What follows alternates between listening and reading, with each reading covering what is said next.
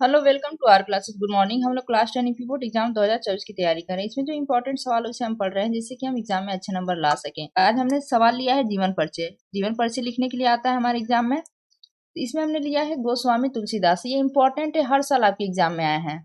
लिख सकते हैं, या निबंध में आता है कि हमारे प्रिय कवि के बारे में लिखिए, तो आप लिख सकते हैं मेरा प्रिय कवि गोस्वामी तुलसीदास। अगर तो आज हम क्या पढ़ेंगे, इनका जीवन परिचय। तो हम जानते हैं गोस्वामी तुलसीदास का जीवन परिचय। सबसे पहले हेडिंग लिख देंगे जीवन परिचय।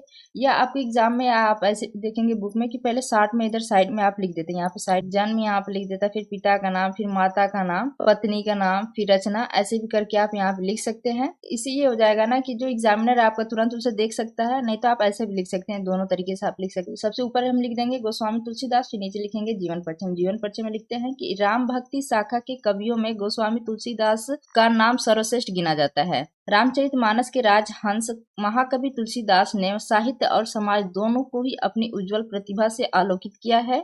आपकी मतलब कि तुलसीदास जी की विश्व प्रसिद्धि कृति रामचरितमानस आज भी जनमानस को तरंगित किए हुए है। अब हम लिखते हैं तुलसीदास जी के बारे में। तुलसीदास जी का जीवन वृत्त जो है विवाद का विषय रहा है। मतलब कि इनके जीवन के बारे में कंफर्म नहीं पता चला कि कब इनका जन्म हुआ, कब मृत्यु हुई, तो वो एक विवाद का विषय बना रहा है तुलसीदास जी का। कुछ विद्वान थे, उन्होंने कहा कि इनका जन्म संवत 1589 में, या इसको हम कह सकते हैं कि 1532 ईस्वी में स्वीकार करते हैं। और कुछ विद्वान कहते हैं कि उनके मत के अनुसार कि इनका जन्म जो होता है संवत 1554 ईस्वी में राजापुर नामक ग्राम जिला बांदा में हुआ था। कुछ विद्वान का कहना है कि उनका जन्म स्थल जो है एटा जिले के सोरो नामक स्थान को मानते हैं। उनके जन्म के विषय में यह दोहा प्रसिद्ध है। मतलब कि दोहा चला है उनके जन्म के विषय में कि उनका जन्म कब हुआ है, तो ये दोहा हम याद कर सकते हैं। ये दोहा अगर हम लिख दे तो मान लीजिए इनका जन्म के विषय में हमें पता चल गया कि ये दोहा है। 1554 विषय कालिंदी के तीर श्रावण शुक्ला सप्तमी तुलसी धर्यो शरीर।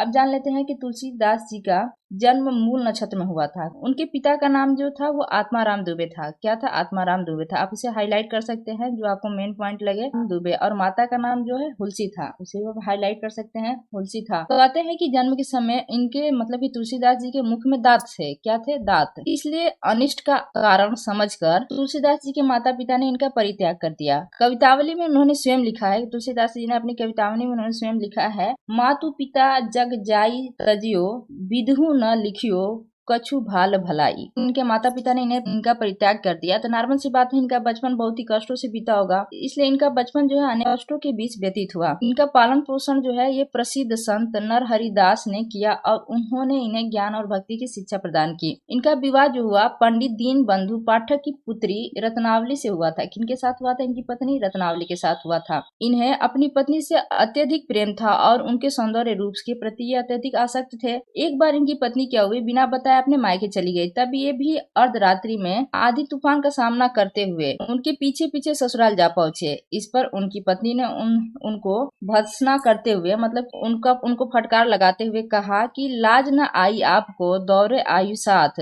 पत्नी की इस फटकार को सुनकर तुलसीदास जी जो है संसार से विरक्त हो गए। मतलब कि उनको बहुत ही बड़ा धक्का लगा कि हमारी बीवी ने हमको इतना फटकार लगा दिया। और वो क्या किए, अब वहां से चले जाते हैं और काशी जाकर रहने लगते हैं। कहाँ आप चले गए? वो काशी चले गए। इसके बाद वे अयोध्या गए, वहां चित्रकूट में रहे। फिर 1574 ईस्वी में इन्होंने अपने सर्वश्रेष्ठ महाकाव्य रामचरितमानस की रचना की तथा मानव जीवन के सभी उच्च दर्शों का समावेश करके इन्होंने राम को मर्यादा पुरुषोत्तम राम बना दिया। 1632 ईस्वी में, या इसको हम संवत कह सकते हैं कि संवत 1680 में काशी में इनका निधन हो गया। ये काशी में जाकर रहने लगे तो इनका निधन भी काशी में हो गया। इनकी मृत्यु के संबंध में यह दुआ प्रचलित है। संवत 1680, संवत यहाँ पे दिया है 1680 गंग के तीर श्रावण कृष्णा तीज शनि तुलसी तज्यो शरीर। साहित्य परिचय हम देख लेते हैं इनका साहित्य परिचय। तुलसीदास जी ने काव्य प्रतिभा का क्रमशः विकास हुआ। उन्होंने अपने गुरु से विधिवत शिक्षा प्रदान की थी। उनका ब्रज अवधि तथा संस्कृत भाषाओं में समान अधिकार था। तुलसीदास जी राम जी के अनन्य भक्त थे